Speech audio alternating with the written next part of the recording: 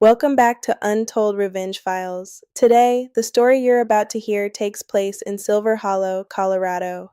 My name is Camila Reyes. I'm 31 years old, and 6 months ago, I thought I was living the kind of marriage people screenshot and send to their friends with heart emojis. Have you ever smiled in public while silently counting the ways you're disappearing? From the outside, my husband Ethan Cole was the dream. Real estate investor, former college quarterback, the man who sent flowers to my office every Friday and remembered every anniversary. My coworkers used to say, "Camilla, you hit the jackpot." They didn't see the rules. The coffee had to be exactly hot enough to fog his glasses. The towels folded in halves, never thirds. My voice softer at networking dinners. And the food, always seasoned perfectly. I used to laugh it off. He's just particular, I'd say. But particular slowly became punishing. The day everything shifted, I had just been discharged from the hospital. Minor abdominal surgery. Nothing life-threatening, but painful enough that the doctor told me to rest for 3 days. Ethan picked me up, kissed my forehead, and said, "We'll take it easy." 4 hours later, I was standing in our kitchen making his favorite dinner, because his mother, Patricia Cole, was visiting next week to finalize details for a charity gala he was hosting. And Ethan had made it clear, everything had to be perfect. "You don't want my mom thinking I married someone fragile," he joked. But it didn't feel like a joke. My incision throbbed beneath the bandages. Every step pulled at my stitches. I gripped the counter when dizziness hit. Still, I cooked. Garlic rosemary chicken, roasted carrots, mashed potatoes. I kept telling myself it was just one dinner, just one evening, just one compromise. Before I tell you exactly what Ethan did next, tell me, what time is it where you are right now, and where are you watching from? I'm really curious to see how far this story will travel. I heard his car pull into the driveway. My stomach tightened instantly. That reflex had developed over the past year. The front door shut harder than usual. His footsteps were heavy. He walked into the kitchen without asking how I felt. He didn't look at my bandages. He went straight to the stove. He lifted the lid off the potatoes and tasted them. His jaw tightened. "You forgot it." My heart dropped. "Forgot what?" "The salt, Camilla." I was just about to. The plate of vegetables on the counter flew before I even finished the sentence. It smashed against the backsplash, shards scattering across the marble. "You had one job." The words hit first, then his hand did. The slap came so fast I didn't even brace. My head snapped sideways. My body stumbled back. My hip struck the edge of the table and my forehead collided with the corner. There was a split second of silence. Then warmth streamed down my nose. Blood dripped onto the white tile floor we had spent weeks choosing together. My stitches burned like fire as I tried to catch myself. "You're unbelievable," Ethan said, voice low and cold. "You can't even manage dinner after a tiny procedure. Other women handle real pain." My ears rang. My cheek throbbed. My chest felt like it was caving inward. The doorbell rang. We both froze. And just like that, his entire face changed. Concern flooded his expression. "Oh my God, Camilla, are you okay?" he said loudly, grabbing a dish towel and pressing it to my nose. He answered the door. 2 police officers stood there. A neighbor had reported yelling and something breaking. Ethan smiled calmly. "My wife just had surgery. She got dizzy and fell in the kitchen." The female officer stepped forward. "Ma'am, is that what happened?" My mouth went dry. This was my chance. My husband's eyes locked onto mine. Warning. Silent threat. "I fell," I whispered. "I'm clumsy when I'm on medication." The officers exchanged a look but eventually left. At the hospital later that night, the nurse cleaned the gash on my forehead. 7 stitches. She studied my face longer than necessary. When she finished, she slipped a small card into my purse. Domestic Violence Resource Line. I pretended not to notice. Lying in bed beside Ethan that night, staring at the ceiling, I replayed everything. It wasn't about salt, it was about control. The criticism about my laugh, the subtle comments about my friends being bad influences, the way he'd convinced me to quit my corporate design job to freelance from home so we could spend more time together, the way I slowly became dependent on his income, the way I started apologizing for things that weren't my fault. Have you ever caught yourself saying sorry for existing? My cheek pulsed with pain. My heart hurt more, because a small voice inside me finally said something I'd been avoiding. This will not stop here. I had no idea that the wedding shower Patricia was planning for the following weekend would finally break me and change everything. The morning after Ethan slapped me, he made pancakes, blueberry, my favorite, as if sugar could erase bruises. See? He said lightly, sliding the plate in front of me. We're fine. Yesterday was just stress. You know how important this gala is. My cheek was still swollen. My forehead throbbed beneath the bandage. Every time I blinked, I felt the tight pull of stitches. But he was smiling, calm, measured. Gaslighting doesn't always sound cruel. Sometimes it sounds reasonable. You overreacted, he added gently. You know I'd never actually hurt you. Never actually hurt me. My stomach turned. Later that afternoon, his mother Patricia arrived to help with the upcoming charity gala and wedding celebration she insisted on combining into one glamorous event. She air-kissed my cheek, careful to avoid the bruise. Oh dear, she sighed, inspecting my forehead. Still clumsy, I see. You really must take better care of yourself. Ethan worries so much. He stood behind her, arms crossed. Silent approval. Flying monkeys don't always scream. Sometimes they just reinforce the narrative. Patricia spent the afternoon inspecting the house, running her finger along baseboards, checking glassware, rearranging table settings I had already perfected. You'll need to be radiant Saturday, she said. Ethan deserves a wife who reflects well on him. Reflects well on him, as if I were decor. That night, while Ethan showered, I locked myself in the bathroom and pulled the small card from the nurse out of my purse. Domestic Violence Resource Line. I stared at it for a long time. Was it really that serious? He only hit me once, right? But my mind replayed other moments. The grip on my arm at Christmas that left finger-shaped bruises. The way he once punched the wall inches from my head. The time he grabbed my jaw and said, "Lower your voice." It hadn't started with a slap. It had started with control. My hands trembled as I opened my phone. I created a hidden folder labeled Recipes. Inside it, I began saving everything. Photos of my bruises, screenshots of angry texts, a voice memo I recorded months ago when he screamed about misplaced car keys. Documentation. Proof. If nothing else, it made me feel less crazy. My phone buzzed. Maya, my best friend, the one Ethan had slowly pushed out of my life by calling her toxic and jealous. I hesitated. Then I answered. Camila, what happened? She asked immediately. I broke. The tears came before the words. Between sobs, I told her everything. The salt, the slap, the police, the card. There was silence on the other end. Then she said softly, You already know your answer. I don't, I whispered. Yes, you do. Would you accept this treatment from anyone else? Why accept it from your husband? My throat closed. Because I loved him? Because I was embarrassed? Because leaving meant admitting I was wrong about him? I'm scared, I said. Of what? She asked. That I won't survive without him. Maya's voice grew firm. You survived before him. You were thriving before him. That hit me harder than the slap, because it was true. Before Ethan, I had a full-time design job, my own apartment, my own savings account. He had convinced me to freelance for flexibility, convinced me to close my separate bank account because marriage means unity, convinced me that independence was distance. After hanging up, I sat on the bathroom floor staring at my reflection. Bandage on my forehead, bruise on my cheek, fear in my eyes, and something else. Clarity.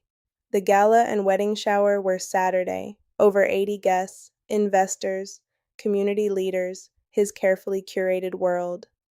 Suddenly, an idea formed, a risky one. I walked quietly into his office that night after he fell asleep. His laptop was on the desk. He always bragged that I wasn't tech-savvy enough to understand financial documents. He forgot I built websites from scratch. The password was predictable. His college jersey number plus his mother's birthday. It worked. Inside his email were folders I'd never seen. Investor communications, transfers between accounts, unusual withdrawals, and messages complaining about me.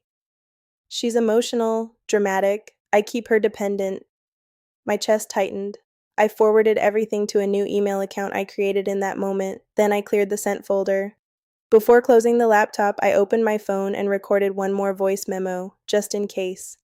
Have you ever felt the exact moment your fear turns into strategy? The next day, I called Maya again. What are you thinking? She asked. I need witnesses, I said quietly. Witnesses to what? To the truth.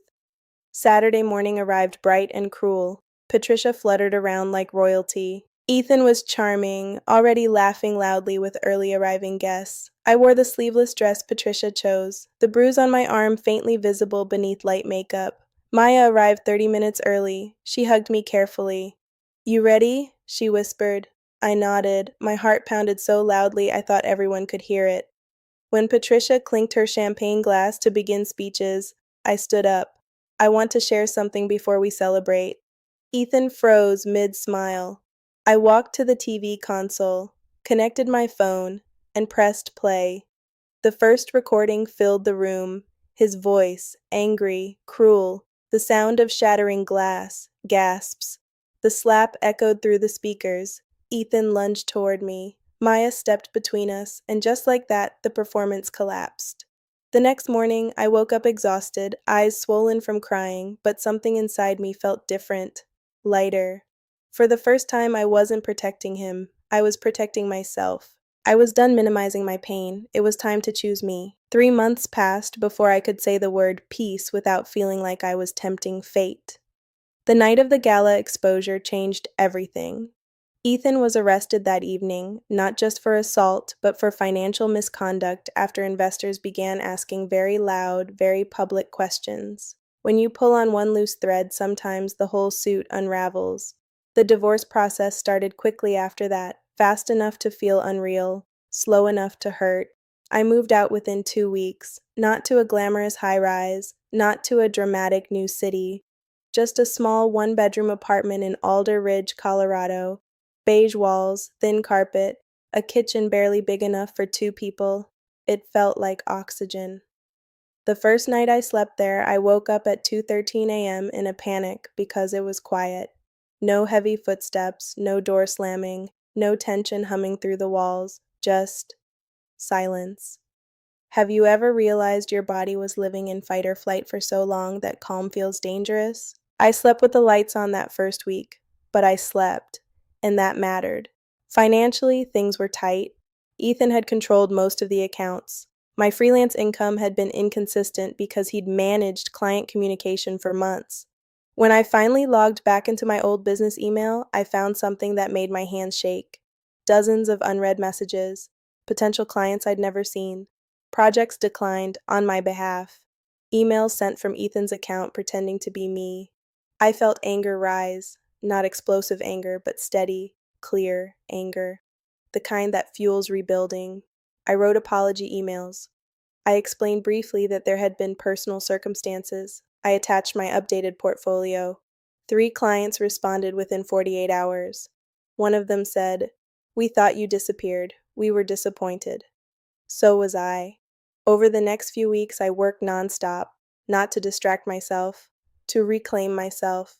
I redesigned my website from scratch. New branding. New name, Camila Reyes Studio. No hyphenated last name, no shadow behind it, just mine. Maya came over every Sunday with coffee and encouragement. "You look different," she said one morning. "Different how?" "Like you're taking up space again." That made my chest ache in the best way. I also joined a Wednesday night support group. The first time I walked into that church basement, my palms were sweating. 15 folding chairs in a circle, coffee brewing in the corner, women of different ages, different stories, same eyes. When it was my turn to speak, my voice shook.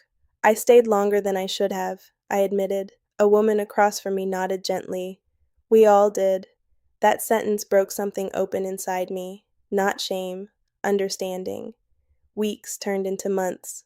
The restraining order was finalized. The divorce settlement wasn't glamorous, but it was fair. And then the financial case against Ethan grew louder. More investors came forward. More discrepancies surfaced. His business partner publicly distanced himself. News articles began circulating. Not front-page scandal, but enough. enough to chip away at the golden image he'd spent years polishing. One afternoon at the grocery store, a woman approached me cautiously. "I was at the gala," she said quietly. My stomach tightened. She reached for my hand. "Thank you." "For what?" "For saying what I couldn't." She told me her sister had been in a similar marriage. Your story gave her courage to leave. I stood in the produce aisle holding a bag of oranges and trying not to cry. Because I hadn't planned revenge. I had planned survival. And somehow survival became visibility.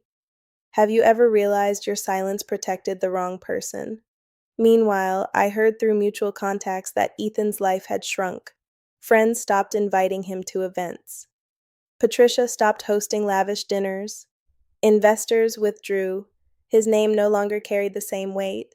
When his court hearing for financial misconduct finally concluded, he received probation, heavy fines, and mandatory counseling. The assault charge remained on record. It wasn't cinematic justice, it was real-world consequence, and strangely, knowing that didn't make me feel triumphant, it made me feel steady, balanced, like gravity had finally returned. I didn't celebrate, I didn't gloat, I simply continued building. By month 6, I hired a part-time assistant. By month 8, I signed a lease for a small shared office space. Seeing my name on the frosted glass door nearly brought me to my knees. Camila Reyes Studio. Not someone's wife, not someone's accessory, just me. One evening after a support group session, a new member pulled me aside. "How did you know it was time?" she asked. I thought about salt, about shattered plates, about apologizing for breathing. "I knew when I realized I was shrinking to survive," I said. "And I decided I'd rather grow and risk everything than disappear slowly." That night, walking back to my apartment under the cool Colorado sky, I felt something unexpected. Not happiness, not relief, peace. Knowing Ethan was facing the natural consequences of his choices should have felt like victory. Instead, it felt like closure without conversation. And I found myself wondering something dangerous. If he ever came back asking for forgiveness, would I mistake guilt for love again? 2 years later, my life does not look dramatic. It looks steady, and that is everything. I wake up in an apartment filled with light instead of tension. I drink my coffee at whatever temperature I like. Sometimes it's too hot, sometimes it's lukewarm. No one critiques it, no one measures my worth by it. Camila Reyes Studio now has 3 steady contractors and a waiting list. I specialize in branding for small women-owned businesses. Something about helping other women build names of their own feels poetic. On Wednesdays, I still attend support group, but now I sometimes facilitate. On Sundays, Maya and I cook in my tiny kitchen. We oversalt things sometimes on purpose, then laugh until we cry. Life is not perfect, but it is mine. Then one afternoon, my phone buzzed with a number I hadn't seen in nearly 2 years. Ethan. My stomach flipped. For a split second, my body remembered everything. The tension, the fear, the need to respond quickly and correctly. I let it ring. Then a voicemail notification appeared. I stared at it for a long time before pressing play. "Camilla," his voice began, quieter than I remembered. "I've been doing a lot of thinking, therapy, reflection. I know I made mistakes. I need to talk to you. It would help if you told the parole board I'm not a threat. It would show growth. You know me better than anyone."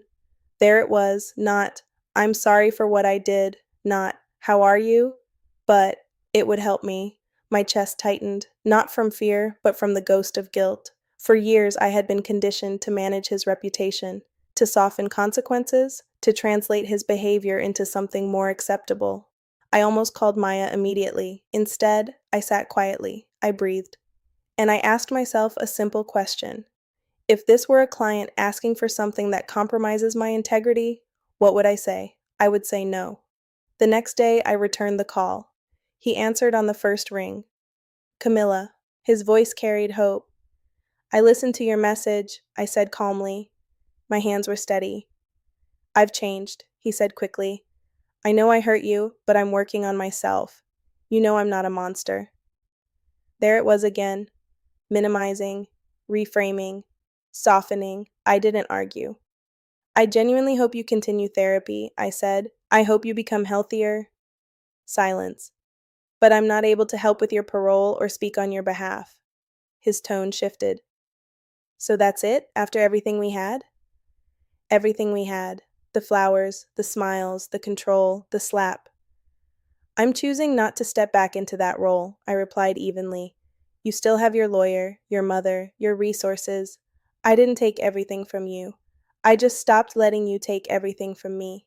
There was a long pause. You're cold now, he muttered. No, I said quietly. I'm clear. He exhaled sharply. You're ruining my second chance. I closed my eyes briefly. I didn't ruin your first one, I said. You did. He hung up, and something inside me, something that once would have shaken, remained still. Have you ever noticed how boundaries feel terrifying right before you speak them, and peaceful right after? That night I expected to feel grief, or anger, or some dramatic wave of unresolved emotion. Instead, I felt light, because forgiveness does not require reunion, and closure does not require contact. A week later, I received an email from Patricia. Short, polite, carefully worded. She said Ethan was trying his best and that family should support redemption. For a moment, I considered replying, explaining again, defending myself.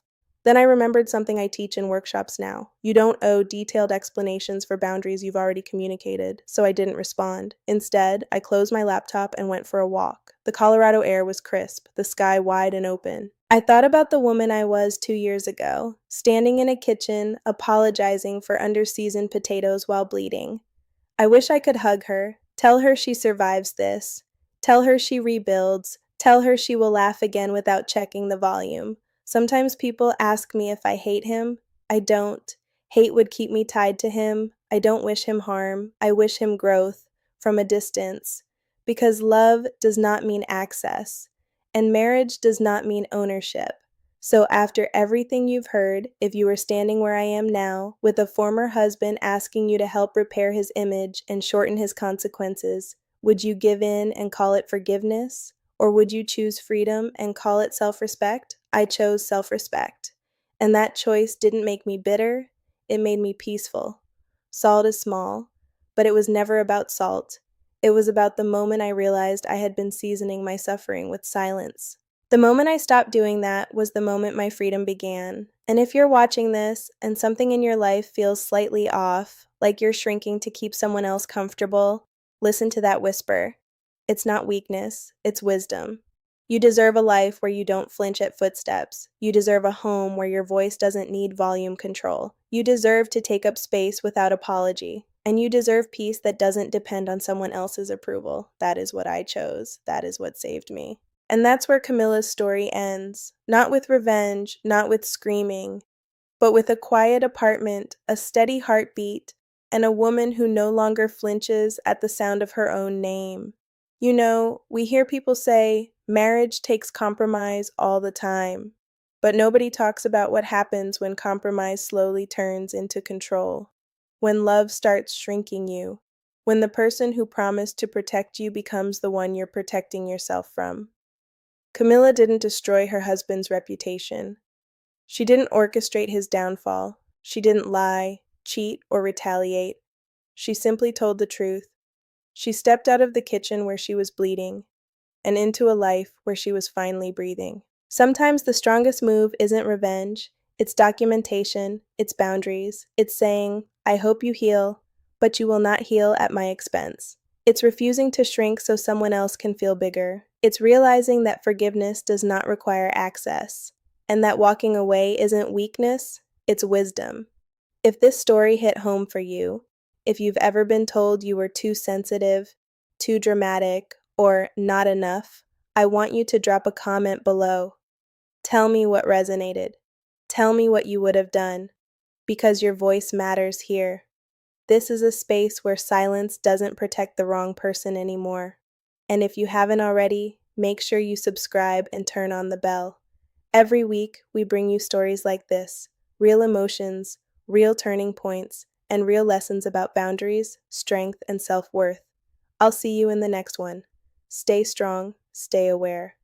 And never forget, your peace is not something you earn, it's something you protect.